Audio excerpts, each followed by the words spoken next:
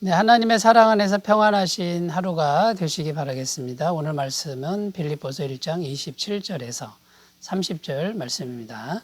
오직 너희는 그리스도의 복음에 합당하게 생활하라. 이는 내가 너희에게 가보나 떠나 있으나 너희가 한 마음으로 서서 한 뜻으로 복음의 신앙을 위하여 협력하는 것과 무슨 일에든지 대적하는 자들 때문에 두려워하지 아니하는 이 일을 듣고자 함이라.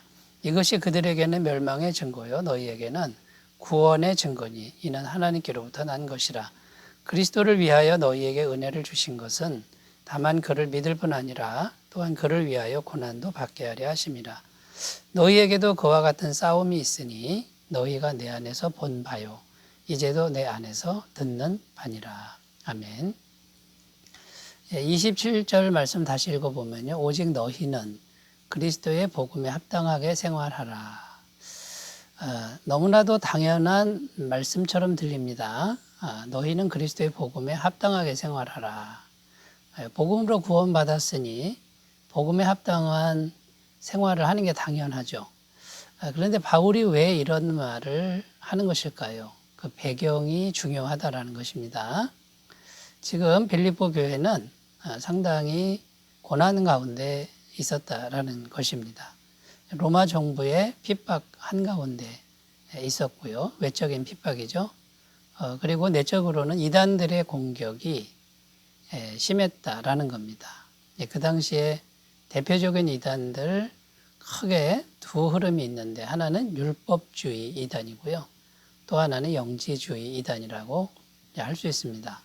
율법주의와 영지주의는 만만치 않습니다. 많은 성도들이 미혹되고 흔들릴 수 있는 그런 사상들, 그 종교적 흐름이죠. 이런 것들이 있었기 때문에 바울은 너희는 오직 그리스도의 복음에 합당하게 생활하라 이렇게 말을 했다라는 것입니다.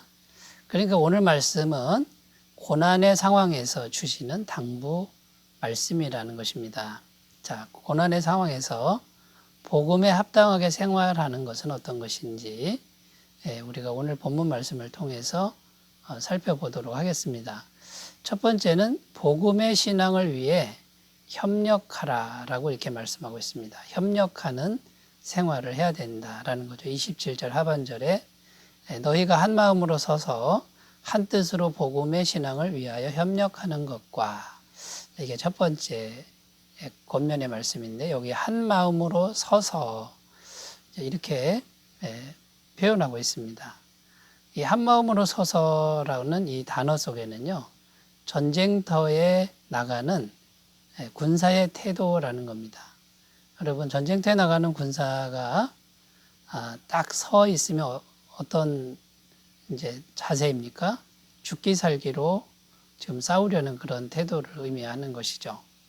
그러니까 전쟁터에 나가는 군사처럼 한 마음으로 서서 복음의 신앙을 위하여 서로 협력해라라는 것이죠.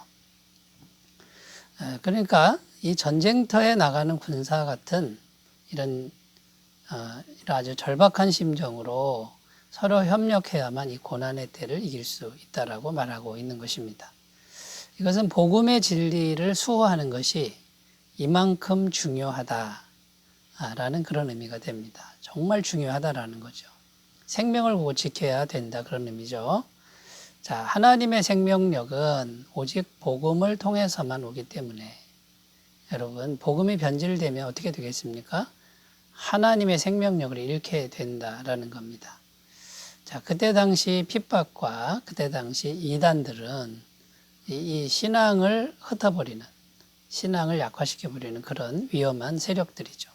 특히 율법주의와 영지주의 이런 세력들은 복음의 생명력을 흩어버리는, 약화시켜버리는 아주 강력한 이제 그런 이단들이었습니다.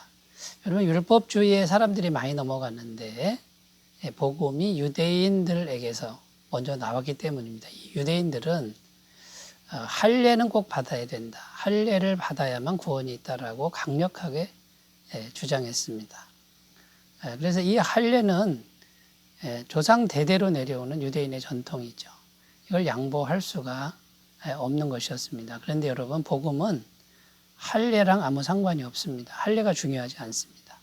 그런데 문제는 많은 예수 믿는 사람들이 이 율법주의 신앙에 넘어갔다라는 겁니다. 그리고 두 번째는 영지주의인데 이 영지주의도 많은 사람들이 미혹되는 이단 중에 하나였습니다. 영적 지식이 많을수록 구원이 더 이루어지는 이런 사상은 사람들을 미혹하는데 가장 강력한 그런 이단들이었다라는 거죠. 이 영지주의는 예수님의 육체를 부인합니다. 그러면 여러분 어떤 일이 발생하냐면 이 복음이 크게 훼손돼 버립니다. 완벽한 죄사함이 될 수가 없습니다. 그러면 복음의 생명력이 사라지게 되는 거죠. 그러니까 이런 핍박과 이단들과 싸울 때 전쟁터에 있는 군사처럼 이제 막아내야 된다. 지금 말하고 있는 거고, 여러분 오늘날에는 이제 어떤 이단들이 있습니까? 샤머니즘 같은 게 있고요. 또 인본주의, 이건 휴머니즘인데 인간을 사랑하는 겁니다. 이것이 하나님 사랑에 큰 걸림돌이 된다는 것을 기억하셨으면 좋겠습니다. 또 물질주의 가치관입니다. 물질이 하나님 자리를 대신하는 거죠. 과학 문명주의, 과학에 너무 발달되다 보니 과학을 신봉하는 사람들이 많이 생겨났다라는 것이죠. 여러분 이런 것들로부터 이 복음의 순수성을 우리가 전쟁터에 있는 군사와 같은 마음으로 잘 지켜가셨으면 좋겠습니다. 자, 두 번째입니다. 두 번째, 고난의 상황에서 우리가 두 번째 해야 될 일은 대적자들 때문에 두려워하지 않는 생활을 해야 된다라는 것입니다. 28절입니다. 무슨 일에든지 대적하는 자들 때문에 두려워하지 아니하는 이 일을 듣고자 함이라. 이것이 그들에게는 멸망의 증거요 너희에게는 구원의 증거니 이는 하나님께로부터 난 것이라. 자, 두려워하지 마라. 대적자들 때문에. 근데 여러분 두려워할 수밖에 없죠, 우리가. 그러나 지나치게 두려워하지 않아야 됩니다. 그리고 두려움이 오더라도 빨리 마음을 잡아야 되겠죠. 만약 우리가 두려움에 사로잡히면 어떻게 될까요? 이 두려움에 사로잡히는 것이 마귀의 작전인데 두려움에 사로잡히면 제대로 싸울 수가 없습니다. 시도도 안 해보고 포기하는 이런 일들이 많이 발생한다라는 거죠. 야고보서 4장 7절에는 그런즉 너희는 하나님께 복종할지어다 마귀를 대적하라 그리하면 너희를 피하리라. 먼저 하나님께 복종하고 그 다음에는 담대하게 마귀를 대적하라 이렇게 권면하고 있습니다. 그래서 우리는 고난의 상황에서 어떻게든지 이 두려움을 극복하는 이런 일을 먼저 해야 된다라는 것입니다. 여러분 우리가 대적자들을 두려워하지 않을 충분한 이유가 우리에게는 있음을 말씀을 통해서 기억하셨으면 좋겠습니다. 첫 번째는요, 복음의 진리는 이미 승리했다라는 겁니다. 예수님이 이미 십자가에서 부활하심으로 승리하셨죠. 그러니까 이 복음이라고 하는 것은 세상에서 가장 강력한 힘이 있다. 이것을 우리가 항상 믿었으면 좋겠고요. 두 번째, 복음에는요, 하나님의 권세가 함께 한다라는 것입니다. 그러니까 이 복음은 하나님이 처음부터 끝까지 100% 다 이루신 것이기 때문에 우리가 복음만 붙들고 있으면 하나님이 우리와 실제로 함께하는 것, 이것을 꼭 믿을 수 있다면 두려움을 극복하게 될 줄로 믿습니다. 마태복음 10장 28절입니다. 몸은 죽여도 영혼은 능히 죽이지 못하는 자들을 두려워하지 말고 오직 몸과 영혼을 능히 지옥에 멸하시는 자를 두려워하라. 이렇게 말씀하고 있습니다. 자, 세 번째는요, 두려워하면 복음 전파가 이제 어려워집니다. 두려워서 복음 전파를 못하게 되는 경우가 많은데, 근데 여러분 생각해 보십시오. 가장 강력하게 공격하고 핍박하는 사람들이 어느 날 갑자기 예수님 믿게 되는 경우가 많다는 것을 우리가 종종 경험하지 않습니까? 근데 두려워하면 복음 전파를 못하게 되죠. 두려워하지 말고 어찌됐든 핍박을 각오하고 복음을 전하면 놀라운 역사가 일어날 수 있다는 것을 우리가 꼭 기억하셨으면 좋겠습니다. 자, 그래서 두 번째 권면은 대적자들 때문에 두려움에 사로잡히지 않는 이런 삶을 우리가 살아가셨으면 좋겠습니다. 자, 세 번째입니다. 고난의 상황에서 우리 성도들은 어떻게 해야 되느냐?